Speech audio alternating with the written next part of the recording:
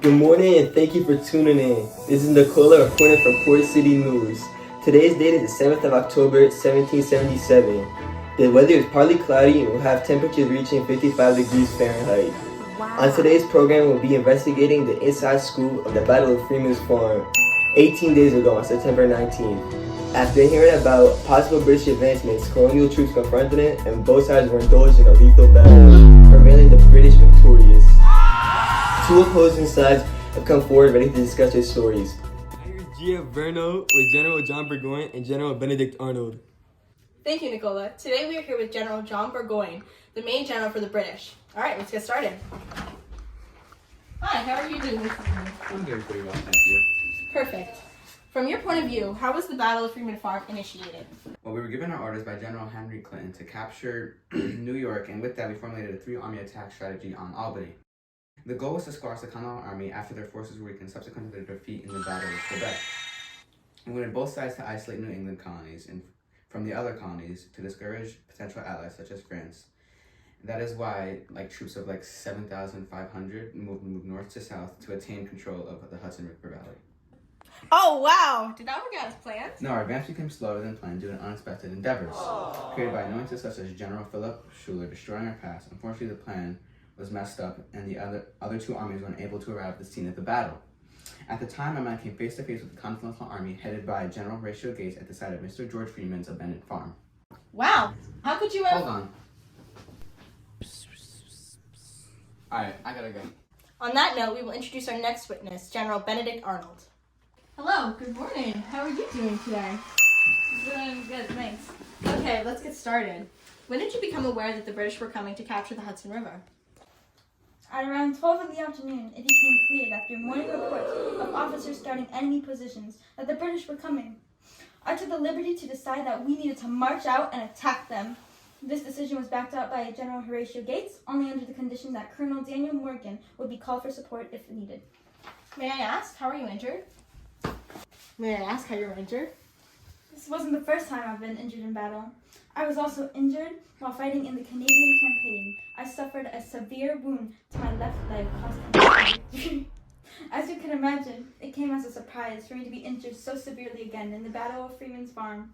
This battle had felt as if it dragged on for ages. I thought it would only last for a few hours, but I still don't get the recognition I deserve. Despite the Americans' well preparation for the Battle of Freeman Farm, did it come as a surprise that the Redcoats won? Came as quite the surprise. After all, I did think we were well prepared, but it might have only been my imagination. Since I was so fired up with the battle right in front of me, my judgment could have been clouded. But, it only makes sense that we lost the battle considering we suffered tremendously from the Battle of Quebec. Hello? Okay, Major Generals John Burgoyne and Horatio Gates are at it again with intentions to finish what they started. Burgoyne was spotted advancing further towards Albany and the Continental Army was fighting back. We are now sending Gia on the scene after this commercial break. Join the Continental Army today and fight for you and your liberty. Don't you want to grow up in a not-oppressive world? Be the reason for this change. Fight for liberty. And we're back. We're going to go interview Horatio Gates. This is very exciting. Excuse me. Horatio, do you mind if we ask you a few questions? I asked Great. you to my... How did you do this very long evening?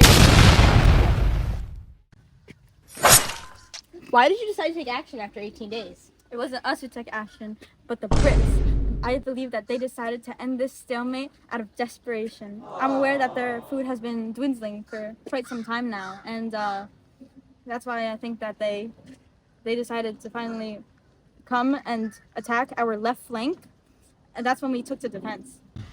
I don't think that a patriot would betray his own country, even if it is Benedict Arnold. I know that tensions between him and I are high, as I felt my position was threatened by him. I heard rumors from other soldiers that they were saying he deserved more credit than me. So, I relieved him of his duties in the Continental Army, and I didn't mention his name in the report to General Washington. I don't think he took too kindly to this. Aww. And how do you feel about him now? I don't like him. We're always arguing about one thing or the other. Oh, that's too bad. Is victory looking good for the Americans? Yeah, it's looking good. Like the redcoats are now scattering out back and withdrawing north. So right now our army is chasing them down and trying to surround them. Come follow me. Simon Fraser and his men attacked the left flank, and immediately we sent around 8,000 Continentals to the field. The British then retreated toward their fortifications after taking heavy casualties. They lost some 400 men, and we captured many of their officers. Our men pushed forward and took their fortifications. Both sides fired at each other, but then the militia and Morgan's men attacked the British's right flank, and they secretly went around them. This is when the British scattered from being overwhelmed, and at night they tried to withdraw up secret. Wow, thank you. No problem. I have to go back to battle now. Back to you, Nicola. What happened to your hair? Nothing. Anyways, thank you, Gia. The battle just ended, and now we are getting input from British General Henry Clinton of the results of the battle. We are now joined here with General Henry Clinton. Hello, Sir Clinton. I heard that you sent a letter to John Burgoyne regarding your assistance in battle. Yeah, that's correct. So why didn't you arrive? I hoped to aid Burgoyne by traveling north, but my army was stalled, so the first we reached was about Clermont, which was no use, and it was around 70 miles away. Do you regret not supporting and letting the Americans win the Battle of Bemis Heights? Of course I do. If I was there on time, he would have won. However, Burgoyne should not have surrendered to the Americans after being captured, and it's his own fault, and he should have taken death or nothing. Thank you for joining us today, Mr. Clinton. It was no problem at all. You heard it first, ladies and gentlemen, on 14 News. Thank you for tuning in this week.